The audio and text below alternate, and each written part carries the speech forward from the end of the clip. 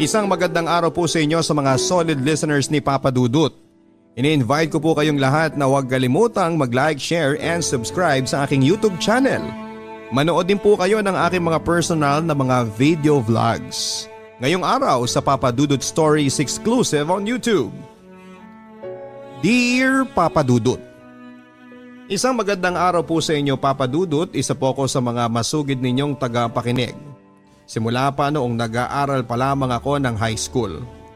Lagi ko pong inaabangan at pinakikinggan ang mga bago ninyong kwento. Tuwing gabi bago po ako matulog ang programa nyo ang lagi kong pinakikinggan. At kahit nasa ibang bansa na po ako. Ganun po kalapit ang programa ninyo sa puso ko. Tawagin nyo na lamang po ako sa pangalang Eric.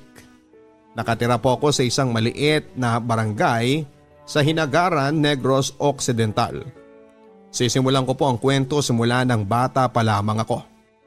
Isa po akong simpleng bata na may mga mataas na pangarap sa buhay na gustong maabot balang araw. Alam niyo po Papa Dudut, lagi po akong natatawa tuwing napapakinggan ko ang mga kwento mo kasi halos lahat ng karakter sa mga kinikwento mo ay gwapo at maganda. Pero ako po ay simple lamang at di naman kagwapuhan, kaputian, kakisigan, katangkaran. In short, Papa Dudut ay nasa average lamang. Ang importante lang naman kasi sa akin ay marunong kang makibagay at rumespeto sa kapwa mo. Higit pa yon sa tunay na gwapo, Papa Dudut. Lumaki po ako sa aking lolo at lola kasi si mama ay nagtatrabaho sa Maynila. Hiwalay na rin po sila ng papa ko simula nang nagkamalay ako sa mundong ito. Hindi ko na po inalam kung ano ang dahilan nila kung bakit sila nagkahiwalay. Ang importante ay nasa maayos na kalagayan na sila at masaya na sa kanya-kanyang buhay.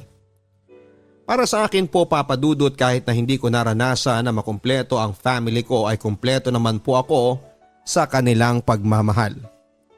Nung bata pa ako ay gusto ko lang ay maglaro mula umaga hanggang gabi. Kasama ang pinsang kong si Patong at ang kababata kong si Tams. Sila ang lagi kong kasangga simula ng bata pa lamang ako. Naging makulay po ang storya ng kabataan ko. Hindi pa uso noon ang mga gadgets na yan. Naliligo po kami sa sapa, nagnanakaw ng nyog, mangga, santol at kung ano-ano pang prutas na madaanan at makita namin sa may daanan. Ganun po kami kakulit dati Papa Dudut. Minsan nahuhuli, minsan nakakatakas din sa may-ari. Pero isa sa mga pinakagusto namin gawin ay ang tumambay dati sa labas ng bahay namin at makipagkwentuhan hanggang sa abutin ng umaga sa may labas. Safe naman po sa amin, kaya kahit abutin ng umaga sa labas ay walang problema. Ang problema lang ay kung magsimula ng magbunganga ang nanay nila at lola ko. Tapos puro lang naman mga chika babies ang pinag-uusapan namin. Walang katapusan chika babies.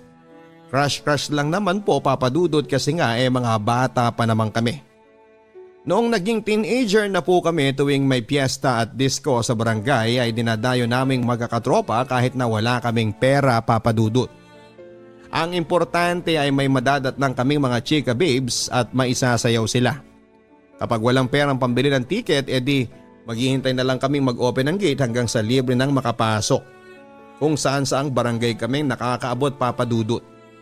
Minsan nga sinasabihan namin si Patong na pinsan ko na dumiskarte sa bakla para kahit 50 meron man lang kami sa bulsa namin. Minsan nakakadilihensya, minsan pambili lang ng mani. Pats, parang crush ka ata nung baklang yun diskartehan mo na. Kanina pang nakatingin sa iyo yan Parang takam na sa'yo, ang sabi ni Tams sa pinsang kong si Pats. Sayang ang kapugian mo kung hindi mo lang namin mapapakinabangan sa bakla. Sayang 50 pesos pa yan. Ganong kami madiskarte pagdating sa diskohan Papa Dudut. Isang araw dinala ako ng pinsang ko sa kabilang ibayo ng lugar namin na hindi ko pa napupuntahan yun dati. Kasi medyo malayo at hindi ako pinapayagan ng lola ko dahil kailangan pa naming tumawid sa tulay. At nakakatakot kapag bago ka pa lamang tumawid doon. kasi ang taas at ang lalim ng ilog.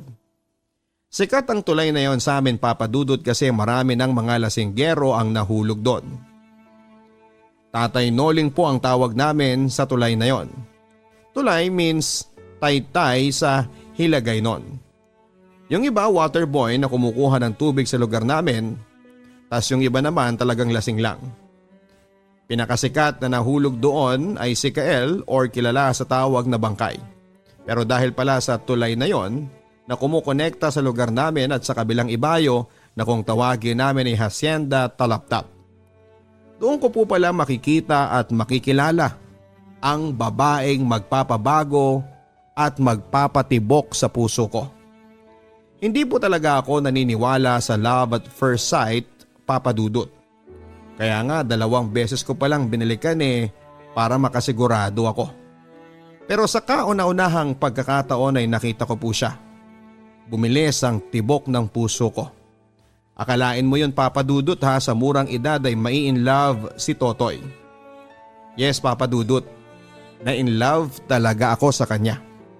Ang ganda po kasi niya Papa Dudut, maputi, payat, magandang mata at saka ang pula ng labi niya. Tinatanong ko pa sa pinsang kong si Patong kung ano ang pangalan niya. Ang sabi niya sa akin ay MJ ang pangalan niya at anak siya ng kasamahan ni tatay niya sa trabaho. Ang tatay kasi ng pinsang ko ay nagtatrabaho sa Hacienda Talaptap bilang isang driver ng traktora. Ang Talaptap po Papa Dudut ay isang hacienda ng tubuhan kung saan ay karamihan po na taga-sabi ay doon po nagtatrabaho. Masaya pong magtrabaho doon kasi halos lahat ng trabahante ay masayahin at mababait. Kahit mahirap ang trabaho ay ayos lang, masaya naman po. Balik po tayo kay MJ Papa Dudut. Sabi ng pinsang ko mataray at suplada raw si MJ. Siguro dahil sa mukha niya may pagkasuplada talaga. Pero para sa akin, wala akong pakialam kung suplada man yan o mabait. Ang importante ay makilala ko siya at mapalapit ako sa kanya. Nang mga panahon na yon ay sadyang bata pa talaga kami Papa Dudut kaya hanggang tingin na lang muna kami kasi bawal pa. May mga tamang panahon para dyan. Ang cute niyang tignan Papa Dudut na may hawak na patpat at naglalaro sa tubig habang naghihintay kay papa niya para kunin ang pagkaing hinatid nila ng mama niya. Kaya simula po noon ay lagi ko na pong niyayaya ang pinsang ko na pumunta sa pinagtatrabahuhan ng tatay niya. Hindi para maglaro o tumulong kundi para makita at masilayan ang babaeng bumihag ng puso ko. Pero kahit na pumunta ako doon tuwing araw na walang pasok ay hindi niya rin po ako pinapansin. Kasi nga po ay hindi naman niya ako kakilala. Kaya hanggang tingin na lang po talaga ako sa kanya, Papa Dudut. Lumipas ang mga taon at kami ay nagbinata at nagdalaga na. Alam mo ba Papa Dudut, mas lalo po siyang gumanda at sigurado po akong maraming kalalakihan ang nahuhumaling sa ganda niya. Hindi ko nga po alam Papa Dudut kung may chance kaya ako na mapansin niya dahil sa dami ng mga lalaki nagwagwapuhan sa barangay namin. Kakatapos ko lang noon mag-aral ng high school Papa Dudut at siya naman ay nag-aral pa din ng high school. Tumigil po muna ako ng pag-aaral kasi po medyo may kamahalan ng kolehiyo. Kaya naghintay muna ako ng tamang pagkakataon hanggang sa may pagpatuloy ko ng pag-aaral ko. Nang mga panahon na yon ay naisipan ko munang magtrabaho sa tubuhan habang hindi pa naman ako nag-aaral. Nagtrabaho po ako bilang isang tagabuhat ng patdan. Yun po ay maliliit na tubo na gagamitin para itanim ulit. At dito na po magsisimula ang makulay na love story namin ni MJ. Nang time na nagsimula po akong magtrabaho, yun din yung time na ang timekeeper namin ay ang mama niya. Kaya ang ginawa ko ay ginamit ko po ang pagkakataon na yon upang mapalapit ako sa mama niya at syempre mapalapit din sa kanya. Sabi nga nila galawang hukage daw Papa Dudut. Naging maganda naman po ang pakikitungo ko sa mama niya at ganon din naman ang mama niya sa akin.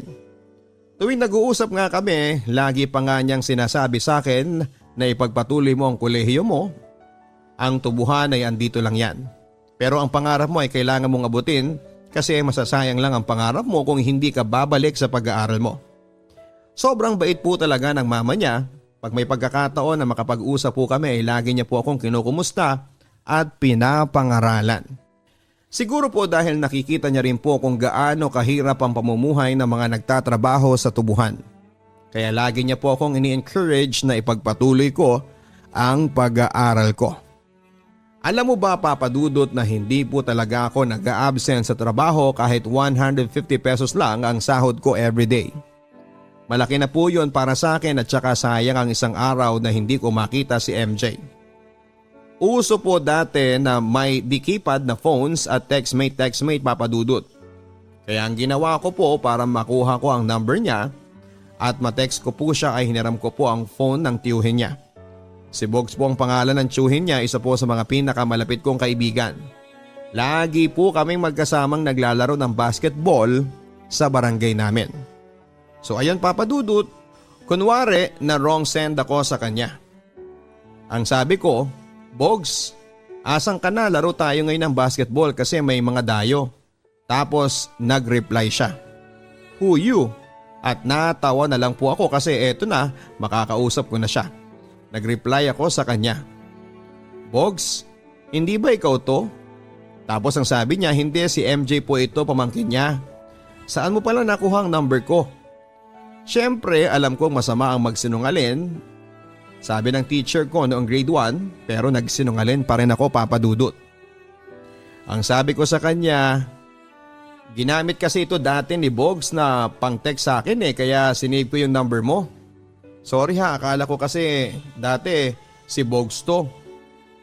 Pero wala siyang kaalam-alam na si Bogs ay nasa tabi ko lamang at kumakain kami ng mangga. Wala din kaalam-alam si Bogs sa mga pinaggagawa ko Papa Dudut. Sabi ni Bogs, "Hoy pre, anong tinatawa-tawa mo dyan? Balatan mo na nga yung mangga. Puro ka dyan text sa mga chika babes eh." Araw-gabi na po kaming nagte-text Papa Dudut.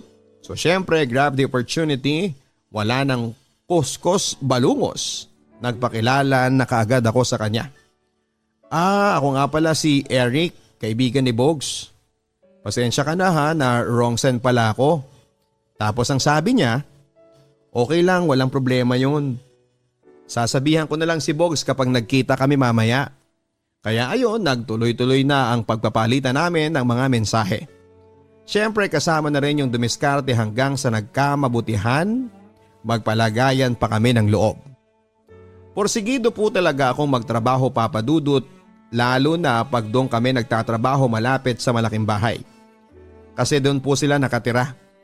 Kaya pag doon banda ang trabaho namin ay medyo pabida at sipag-sipagan ako ng konti. Para naman mapansin niya ako kahit saglit lang.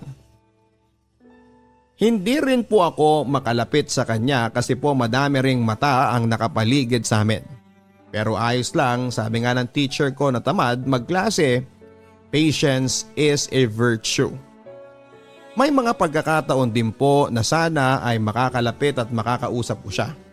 Tulad na lamang po nung uutang kami ng kaibigan ko ng soft drink sa tindahan nila kasama ang kaibigan kong si Egg. "Noy, ano pang hinihintay mo? Umutang ka na dun sa Kissable Lips mo kasi siya lang ang mag-isa sa tindahan. Isama mo na rin sa akin isang Pepsi at biskwit ha." Pero sobrang nahihiya po talaga ako Papa Dudut kaya ang sabi ko kay Egg, "Noy, ikaw na lang, nahihiya kasi ako at saka pinagtatawanan niya ako."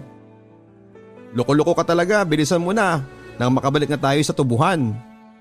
Naging masaya at enjoy naman po ang pamamalagi ko sa pinagtatrabahuhan ko kasi everyday ay inspired po talaga ako magtrabaho dahil kay MJ. Ulan-init po talaga ay tinitiis ko Papa Dudut makita at masilayan ko lamang siya. Tuwing makikita ko lang siya na nakangiti ay parang release ko Papa Dudut, ang sarap sa feeling ko. Dumating ang araw na gusto ko na po talagang mag-confess ng nararamdaman ko sa kanya. "MJ, may sasabihin sana ako sa iyo, huwag kang magagalit ha. Simula ng bata pa lang tayo, dala-dala ko na to kahit noong hindi mo pa ako kilala. Alam mo may gusto ko sa iyo kaya lang nahihiya akong magsabi kasi baka kung anong sabihin ng mga tao sa atin. Lalo pat nagtatrabaho lang ako dito. Pero wala akong magawa Mahal talaga kita at hindi ko yun mapipigilan. MJ, pwede ba kitang maging girlfriend?" Hindi na rin po siya nag-atubiling sumagot Papa Dudut. "Oo, sinasagot na kita." So ayun na, sobrang saya ko ng araw na yon kasi sa wakas ay worth it naman pala ang ulan at init na pinagtitiisan ko, makuha ko lamang ang matamis niyang oo. April 8, 2010, Wednesday night, naging girlfriend ko na rin siya. Ako na yata papadudot ang pinakamasayang lalaki ng gabing yon. Siyempre hindi po nawawala ang away bate sa isang magkarelasyon, pero normal lang naman yon. Naging masaya naman po ang relasyon naming dalawa, papadudot. Yung pong makita at masilayan mo lang siya. Marinig mo yung mga tawa niya, nakukumpleto na ang araw mo. Ganun po talaga siguro pag in love, hahamakin ang lahat, sumaya lamang ang minamahal mo. Pero nakakalungkot lang po na naging limitado lang po ang time naming dalawa kasi nag-aaral siya at nagtatrabaho naman ako. Isa pa po ay bantay sarado rin siya ng papa niya dati kaya medyo nahihirapan po kaming dalawa. One time nga papadudot, may okasyon sa plaza. Excited kaming dalawa noon kasi makakasama ko na siya at makakabanding na papadudot. Habang siya po ay naglalakad papunta sa akin, nakadamit po siya ng pink na t-shirt, naka-pedal jeans na shorts, naka-doll shoes. Yun po ang uso na pormahan dati sa mga kababaihan sa amin. Yun yung simple lang pero ang ganda-ganda niya sa mata ko, papadudot. Ang unang bate ko sa kanya, MJ, na-miss kita. Kumusta ka na? Ngumiti po siya sa akin at sabay sabi ng I miss you too. Ayos lang naman. Eto, pangit pa rin. Tapos sabay na lang kaming tumawa. Niyaya ko po siyang sumakay sa tsubibo para masolo ko po siya at makapag-usap naman kami. Pero yung tipong kakahawak ko pa lamang ng kamay niya tapos biglang sumulpot sa likod namin ang papa niya at ang sabi niya, MJ, gumagabi na. Uwi na tayo. Napakamot na lang po ako ng ulo, papadudot, kasi na-miss ko na namang ulit ang chance na makasama ko siya. Kahit na ganoon ang nangyari ay may respeto pa rin ako sa papa niya at thankful na nakapunta sila sa plaza at nagkita kami. Gayon pa man ay hindi na rin nagtagal ang relasyon namin ni MJ. Ang sabi ko sa sarili ko, kailangan kong bumalik sa pag-aaral para maabot ko rin ang pangarap ko sa buhay, hindi habang buhay magtatrabaho ako sa tubuhan. Para balang araw pag nagkita na kami ni MJ ay may mukha na rin akong ihaharap sa kanya. Nanliliit po kasi ako sa sarili ko dati, papadudot, kasi nga po isang hamak lamang akong trabahante sa tubuhan. Pero bilib ako kay MJ kasi hindi niya ako kinakahiya sa amin kahit na ganun ako. Kaya sa ayaw ko man at sa gusto, papadudot, ay tumigil ako sa pagtatrabaho sa tubuhan at ipinagpatuloy ko ang pag-aaral sa kolehiyo. Lumipas po ang ilang taon, natapos ko na rin po ang kursong Bachelor of Elementary Education at naipasa ang board exam sa awa po ng Panginoon. Kay MJ naman po ay naputol na rin po ang communication namin nung umalis ako sa pinagtatrabahuhan ko kaya wala akong contact sa kanya. Pero patuloy pa rin hinahanap siya sa Facebook hanggang sa nalaman kong namatay po pala sa aksidente ang mga magulang niya at alam kong down na down siya. Kaya noong mahanap ko po ang Facebook niya through sa mga mutual friends namin, nag-message po ako sa FB niya para kumustahin siya at makiramay sa mga nangyari. MJ, magandang araw, si Eric nga pala to, kumusta ka na? Nakikiramay nga pala ako sa nangyari sa mga magulang mo. Ang sagot niya lang po sa akin, papadudot, ay okay lang ako at salamat. Yun lang, papadudot, at wala na akong na-receive na message galing sa kanya. Hindi na rin po ako nagtanong ng kung ano-ano pa kasi napag-alaman kong nag-asawa na rin po pala siya at may isa na rin silang napakagandang anak. Kaya hinayaan ko na po siya at masaya na akong makita siya na masaya siya sa pamilya niya. Sa ngayon po ay nagtatrabaho po ako sa ibang bansa bilang isang teacher sa isang international school. At masaya naman po ako sa profession ko at naabot ko na rin po ang pangarap ko. Dahil po sa tubuhan ay madami po akong natutunan at nagpursigi po ako para abutin ang mga pangarap ko. Si MJ naman po ay huli ko pong balita sa kanya ay naghiwalay po sila ng asawa niya. At saka nagpursige po talaga siya na tapusin ang kolehiyo niya sa kursong Business Administration. Kaya masaya po ako para sa kanya kasi sa dami ng problema at pagsubok na dumaan sa kanya, ay patuloy pa rin siyang nagpapakatatag para sa kanyang anak at sa kanyang sarili. Sa ngayon po ay sumasideline po siya as model habang hindi pa siya nakakapag-apply ng work kasi lockdown doon sa amin. Minsan nag-uusap din kami through chat or video call. Napag-uusapan ang mga napagdaanan namin at nakakatuwa lang kasi ano man ang nangyari dati sa amin ay we're still friends hanggang sa ngayon. Nagpapasalamat din ako sa mama niya kasi kung hindi dahil sa kanya ay siguradong hanggang ngayon ay nasa tubuhan pa rin ako nagtatrabaho. Ang mama niya po kasi ang nag-allow sa akin na kumuha ng exam kahit may trabaho po ako noong time na yon. Ang sabi niya sa akin, sige na lumakad ka na Eric at pagbutihan mo ang exam mo. Ako nang bahala sa iyo dito. Kaya sobrang laki ng pasasalamat ko sa kanya Papa Dudut. Minsan natanong niya din sa akin kung kailan ba ako uuwi nang sa ganon kahit minsan magkita man lang kami at magkausap ng malaya at wala nang iniisip pang iba gaya ng dati. Sa ngayon we are both singles naman. At matagal-tagal na rin pong hindi kami nagkikita. Sana sa pagbabalik ko, magkita at magkausap pa kami ulit kahit bilang magkaibigan na lamang. Pero kahit may anak na po siya, grabe wala pa rin kupas ang kagandahan niya Papa Dudut. Ang masasabi ko lang, huwag po nating ikumpara ang unang pahina ng buhay natin sa ikadalawang pahina ng buhay ng iba. Sa ulitin, sabi ng teacher kong tamad, patience is a virtue. Antay-antay lang at maaabot mo din ang gusto mo. Basta samahan mo lang ng pananampalataya, pagsusumikap sa buhay. Dahil sa dulo niya na may chika babes, success pala. Hanggang dito na lamang po ang aking sulat Papa Dudut. Sana po ay mabasa po ito. Maipost sa YouTube channel ninyo para marinig rin po dito kahit nasa ibang bansa po ako. Silent subscriber nyo rin po ako ha. Ingat po kayo lagi and more power sa programa ninyo. Ang inyong solid na taga-suporta. Eric. Maraming salamat Eric for sharing your Papa Dudut stories. Tama ka no? May mga pagkakataon sa buhay natin na hindi man mangyari ngayon pero maaaring bukas sa mga susunod na panahon ay nakatakda pa lang mangyari sa buhay mo. Kailangan lang ng pananalig sa Panginoon at pananampalataya sa inyong kakayahan. Hanggang sa muli ako po ang inyong Papa Dudut. Maaari po kayong mag-subscribe, mag-post ng inyong mga comments sa aking YouTube channel. Isa na siguro sa mga pinakamasakit na kwento ng pag-ibig ay ang mga taong pinagtagpo ng kapalaran pero hindi tinakdang magkatuluyan. Minsan, ito ang mga bagay na nagbibigay sa atin ng magagandang karanasan at nagpapaalala sa hindi malilimutang nakaraan. Ikaw, ano ang gagawin mo kung bibigyan ka ulit ng tadhana ng pagkakataong makatagpong muli ang iyong totga? Sa buhay, may mga tao talagang akala natin ay sila na ang the one. Pero minsan dahil sa mga hindi inaasahang dikta ng kapalaran, ang ating the one ay nagiging the one that got away. Maswerte ka kung mabibigyan ka ng ikalawang pagkakataon para maibalik sa dati ang lahat. Pero ang iba sa atin ay katulad ng letter sender natin.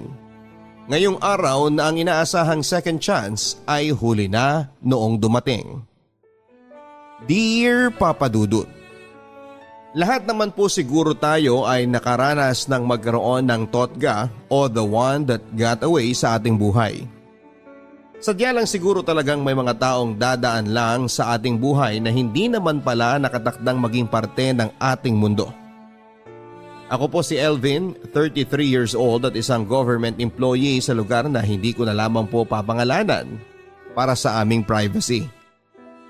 Sumulat po ako sa inyo Papa Dudut para ibahagi ang kwento namin ng first love kong si Dina at kung paano kami pinagtagpo pero hindi tinadhana.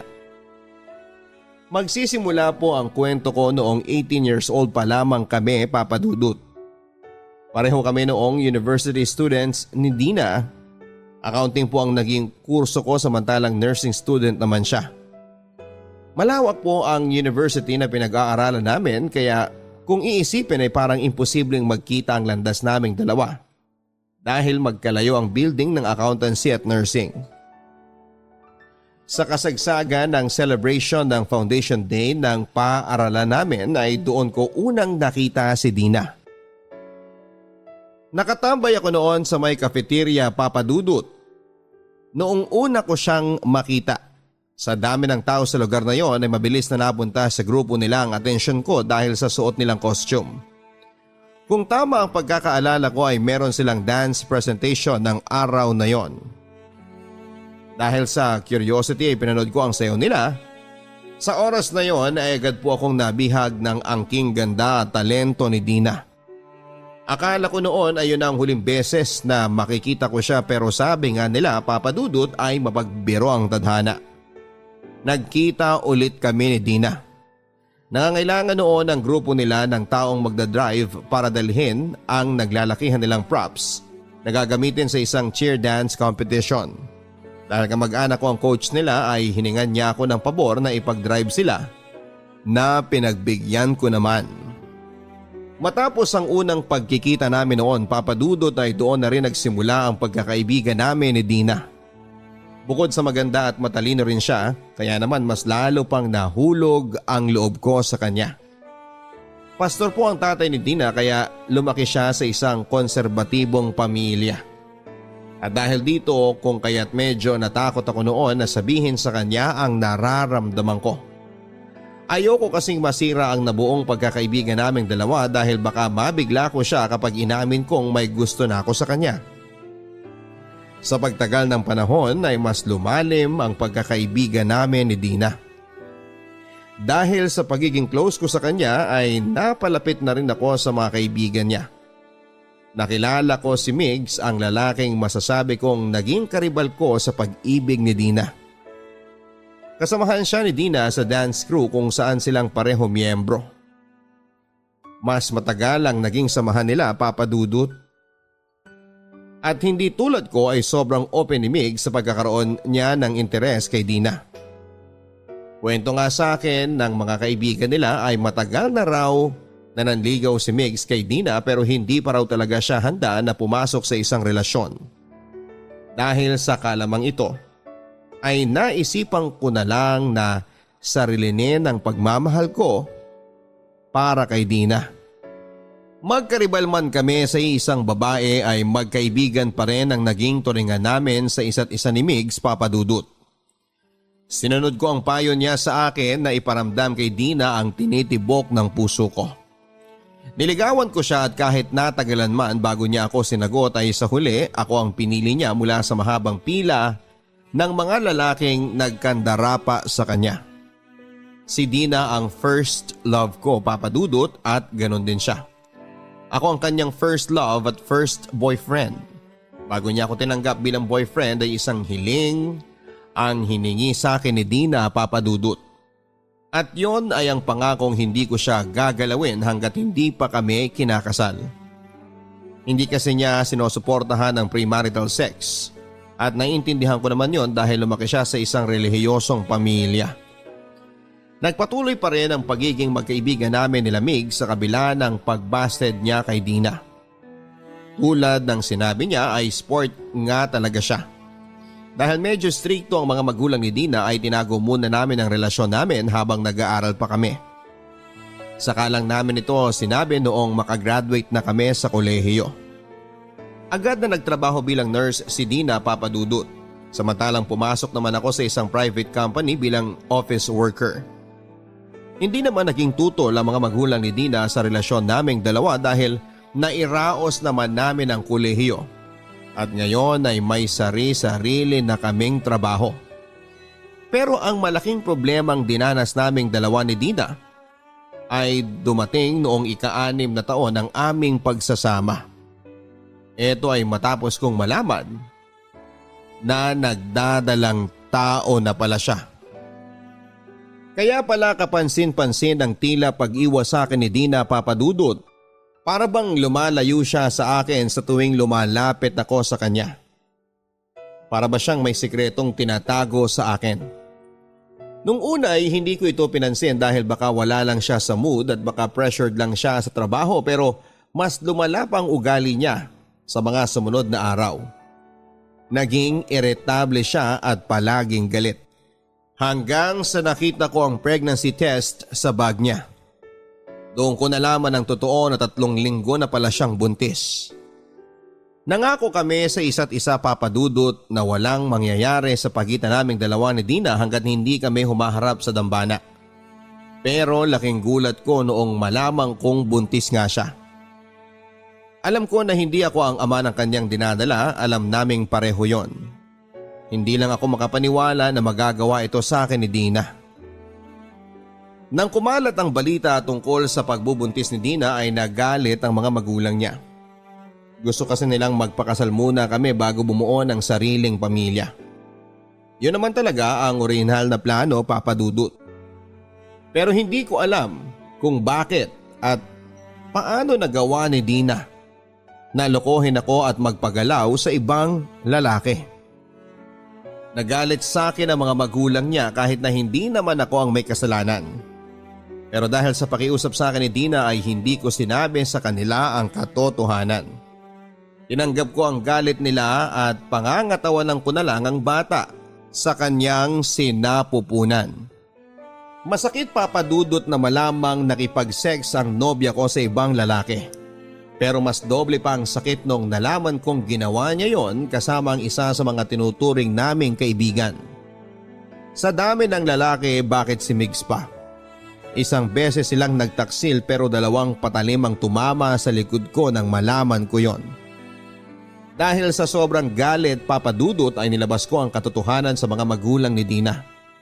Inamin ko sa kanila na hindi ako ang tunay na ama ng dinadala ng kanilang anak.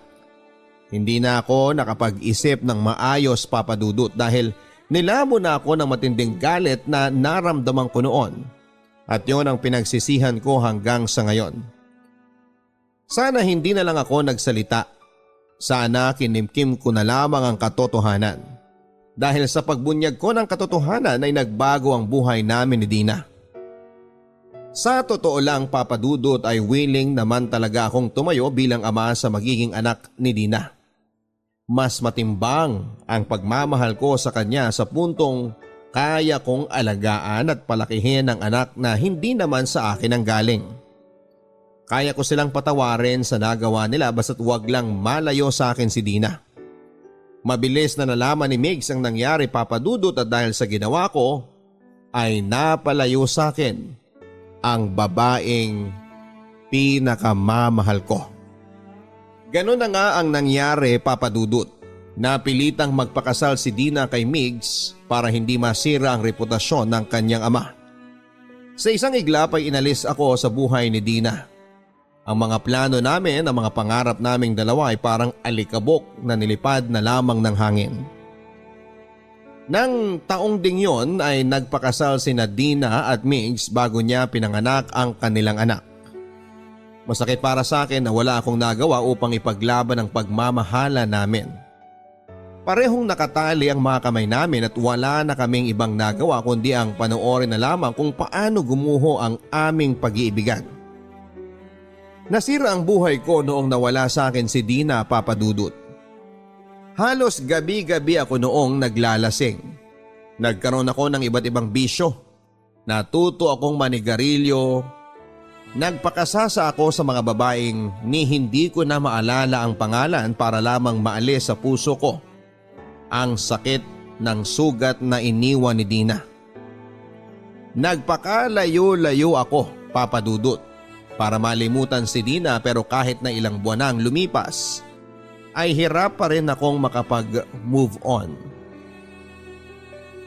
Inabot ng taon, Papa Dudut, bago ako nahimasmasan. Sinubukan kong bumangon mula sa pagkakalugmok at pilit kong binalik ang sarili ko sa dati. Mabilis naman po akong nakahanap ng bagong trabaho. Pumasok ako bilang empleyado sa City Hall at doon ay nakahanap ako ng bagong kaibigan at nakabuo ng bagong buhay. Sa bagong yugtong yon ng buhay ko, Papa Dudut, ay nakilala ko ang taong muling nagbigay ng apoy sa aking puso, si Sheila. Tendera siya sa sari-sari store na lagi naming tambayan tuwing break time. Makulit siyang tao at kaya niyang makipagsabayan sa trip ng mga nakakasalamuha niya. Sa mga sumunod na buwan naming kulitan, kwentuhan at tawanan ay hindi ko namamalayan na siya na pala ang bagong taong nagbibigay ng ngiti sa mga labi ko. Dahil sa kanya ay mas nainganyo kong magtrabaho. Siya ang dahilan, Papa Dudut, kung bakit nakayanan kong bumangon araw-araw at harapin ang bukas. Mas bata ng 5 taon sa akin si Sheila, Papa Dudut. Pero kung umasta siya ay daig pa niya ang matandang marami ng naging karanasan sa buhay. Naiintindihan niya ako at alam niya ang pinanggagalingan ng mga hinanakit ko sa mundo. Hindi nagtagal ay sinagot din ako ni Sheila, Papa Dudut. Sa kanya ko ibinuhos ang buong puso ko. Namuhay kami sa sarili naming mundo kung saan ay ginawa ko siyang reyna at itinuring naman niya akong hari. Aaminin ko po noong una ay hindi pa talaga ako tuluyang nakakapag-move on kay Dina. Pero dahil kay Sheila ay unti-unti ko na rin siyang pinakawalan sa puso ko. Mabilis na lumipas ang mga araw, umabot kami ng 5 taon bilang mag-boyfriend at girlfriend bago ko napatunayang siya na talaga ang the one. Nag-propose ako sa kanya, Papa Dudut, kasama ang buong kong pamilya at mga kaibigang sumuporta sa aming relasyon. Ibinigay niya sa akin ang matamis niyang oo at matapos ang 1 taon ay nangako kami sa harap ng Diyos. Naaalagaan at susuportahan namin ang isa't isa sa hirap man o sa ginhawa. Hindi naglaon ay dumating na rin sa buhay namin ang bunga ng aming pagmamahalan. Nakakalungkot lang, Papa Dudut, na huli na noong nalaman kong may pinagdadaanan din pala noon si Sheila habang kino-comfort niya ako sa aking problema. Kung nalaman ko lang sana ito ng mas maaga ay sana'y nasuportahan ko rin siya sa sarili niyang pinagdadaanan. Ipinangako ko na lang sa sarili ko na babawi ako sa kanya sa pamamagitan ng pagiging mabuting asawa at ama. Nang taong ding yon, Papa Dudut, ay sinubukan kong magpundar ng maliit na bahay at lupa para sa amin ni Sheila at ng magiging anak namin. Inulan kami ng mga pagbate at suporta mula sa mga malalapit naming kakilala. Hindi man perpekto ang relasyon namin ni Sheila dahil minsan ay tinutoyo rin siya, pero masasabi kong isa na kaming masaya at kontentong pamilya, Papa Dudut. Nagpatuloy ako bilang government employee sa aming lugar samantalang nagtayo naman ang maliit na kainan si Sheila para makatulong sa mga gastusin. Babae ang naging panganay namin, Papa Dudut. Nasundan ng unikaihan namin ang kapatid na lalaki matapos ang 2 taon. Nang mga panahong yon ay wala na akong mahihiling pa. Dahil tila ba nasa akin na ang lahat. Mayroon akong maalagang asawa, 2 makukulit na chikiting, sariling bahay at matinong trabaho. Akala ko wala nang darating na problema sa buhay namin hanggang sa muling magbiro ang tadhana. Matapos ang mahigit 10 taon, ay muling nagtagpo ang landas namin ni Dina. Papa Dudut, kung tatanungin niyo po ako kung ano ang nararamdaman ko nang muli kong nakita si Dina, ay sari-saring emosyon ang magiging sagot ko. Pero sa lahat ng emosyong naramdaman ko ay mas nangibabaw ang sakit. Para bang nagbalik kasi sa akin ang lahat ng nangyari. At kasama na rito ang dating naramdaman ko sa unang taong inibig ko. Nagkita kami ni Dina sa kasal ng dati naming kaibigan sa kolehiyo. Nang mga panahong yon, Papa Dudut, ay nasa probinsya sina Sheila kasama ang 2 naming anak upang bisitahin ang lola nilang may sakit. Hindi na ako nakasama pa sa kanila dahil sa trabaho ko. Habang wala ang asawa ko ay ginamit ko ang opportunity para makabawi sa mga kaibigan kong hindi ko na nakikita simula noong magkaasawa ako. Awkward man ay nagkumustahan kami ni Dina. Para lang kaming magkaibigan na matagal nang nawalay sa isa't isa. Nalaman kong hiwalay na pala sila ni Migs. Naghiwalay silang 2 taon matapos silang ipakasal ng kanilang mga magulang. Ang taon kung kailan naman lumalim na ang samahan namin ni Sheila. Kahit na anong pagtangi ang gawin ko, Papa Dudut, ay alam ko sa sarili ko na tama ang sinabi ni Dina. Meron pa rin natitirang katiting na pagmamahal para sa kanya. At kahit na ilang taon na ang lumipas, Kahit paulit-ulit ko pang sabihin sa sarili ko na hindi ko na siya mahal, na nakapag-move on na ako, ang totoo ay meron pa ring tinitibok ang puso ko para sa kanya. Nakatago lang ang lahat ng ito sa kalaliman ng puso ko. Pero noong muli kong nakita si Dina ay lumabas ang lahat ng nakatagong emosyon. Nang gabing yon ay isang pagkakamali ang hinayaan naming mangyari, Papa Dudut. Matapos ang resepsyon ng kasal at magpaalam sa mga kaibigan ay dumiretso kami sa isang hotel ni Dina. Doon namin binalikan ang lahat. Doon namin nilabas ang frustration namin sa pag-ibig na ipinagkait sa amin. Doon ay buong gabi naming pinagsaluhan ang isang kasalanan. Kinaumagahan ay mabilis kong pinagsisihan ang ginawa ko, Papa Dudut. May asawa at anak na ako at wala silang kamalay-malay sa ginagawa ko. Maliban dito ay binigyan ko ng peking pag-asa si Dina na meron pa kaming pagkakataong magkabalikan kahit alam naming dalawa na kailanman ay hindi na mangyayari yon. Ginupo ako ng konsensya ko, Papa Dudut. 2 babae ang sabay kong niloko. Parang ginawa ko na rin ang ginawa sa akin ni Dina 10 taon nang nakakalipas. Ayokong maramdaman ni Sheila ang sakit na nararamdaman ko noon dahil sa pagtataksil ni Dina. Kaya naman nag-decide ako, Papa Dudut, na hanggat maaga pa ay tapusin na namin ang lahat sa pagitan namin ni Dina. Matapos naming isara ang nakaraan namin ni Dina ay nakahinga ako, Papa Dudut. Para akong natanggalan ng tinik sa dibdib. Sa wakas ay nakalaya na ako mula sa una kong pag-ibig. Wala na akong binibitbit pa na bagahe mula sa nakaraan. Sa buhay, napagtanto ko, Papa Dudut, na may mga bagay-bagay tayong kailangang bigyan ng priority. May mga kagustuhan tayo at may mga pangangailangan na dapat piliin. Sa kanilang dalawa ni Dina at Sheila, si Dina ang gusto ko pero si Sheila ang kailangan ko. Ibang-iba man ang pagmamahal ko kay Sheila kumpara kay Dina, ay si Sheila ang nagbigay sa akin ng rason para mabuhay. Siya ang nagbigay sa akin ng masayang pamilya na pinapangarap ko at ayokong sirain ang tiwalang ibinigay niya sa akin para lamang sa pansarili kong kapakanan.